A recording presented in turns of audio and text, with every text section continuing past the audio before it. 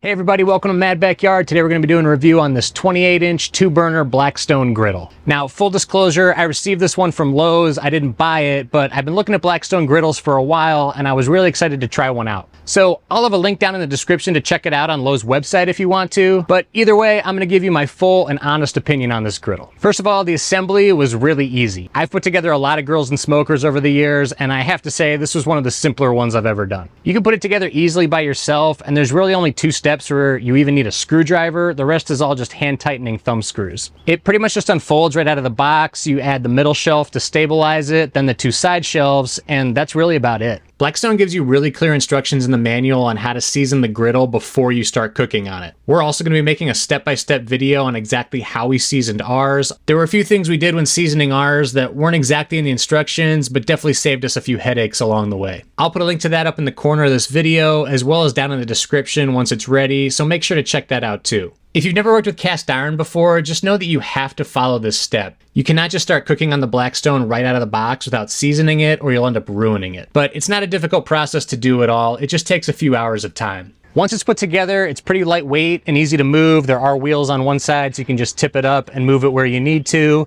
I do wish there were locking casters on it. It's just regular casters, but since there's no wheels on this side, once it's down and set in place, it's really not going to move around on you. Now moving on to the most important component, the cooking surface. This heavy-duty piece of cast iron is pretty simple to just drop and lock into place after you've assembled the rest of the grill. The version I got comes with both this hard cover that you place directly over the cooking surface when you're not using it, as well as a soft cover to put around the entire grill. It's actually a pretty high quality cover. Sometimes the ones that come with grills aren't the best and you end up needing to replace them, but this one from Blackstone is pretty good. So when you're looking at different models, I would definitely make sure to get the one that comes with the cover, so it's just one less thing you have to shop for. Startup is simple. It's really just like any gas grill. You're going to connect the propane tank, push the igniter switch, and turn the burners to high. It has an electronic igniter, so you don't need to mess with matches or anything like that. I also like this double H configuration of the burners. It seems to heat very evenly across the cooking surface without any significant cold or hot spots. I use my infrared thermometer to check it out, and it's pretty even once the cast iron heats up and evens out a little bit, with the temperature really only dropping off at the very edges.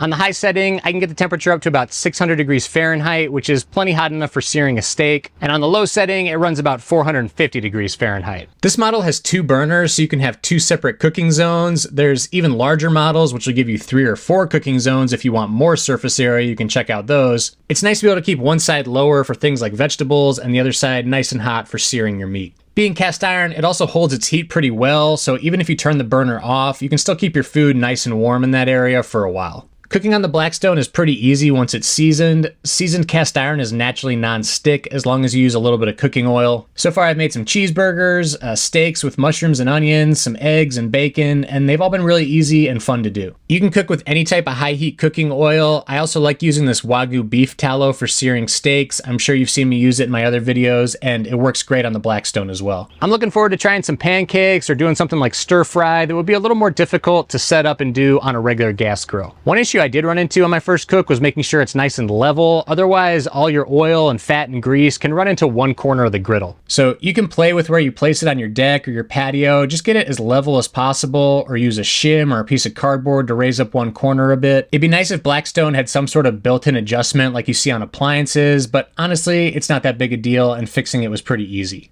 The Blackstone itself is pretty level out of the box. It's just more a matter of finding a spot in your yard or on your patio that's also very level to cook on. It's pretty easy to clean once it's seasoned well. You just scrape the food towards the back, towards the built-in grease catch. You can use a little bit of water if you need to burn off any caked-on sugars. Make sure you never use soap on cast iron after it's seasoned. Once all the food's scraped off, just re-oil with a thin layer, let it smoke off, then turn off the burners, let it cool, and it's ready for the next cook. The more you cook on cast iron over time, the more layers of seasoning it builds up, the more non-stick it becomes, and the easier it becomes to clean. So there's really not much I can pick apart on it. It's a very simple, straightforward griddle for cooking. It's very simple to use and very well made, so I would definitely recommend checking out this Blackstone if you're looking for a griddle like this to cook on. So you can get this exact 2-burner model with the cover at Lowe's. I'll put a link to it down in the description if you want to check it out. Make sure to head over to madbackyard.com for even more recipes and product reviews. I'll also put a link to the video on how to start and season your new Blackstone griddle as soon as it's available down in the description below.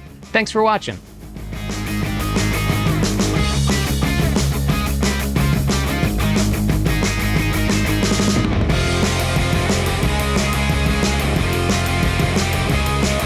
I'll also put a link to the video on how to start and season your new Blackstone griddle down in the description.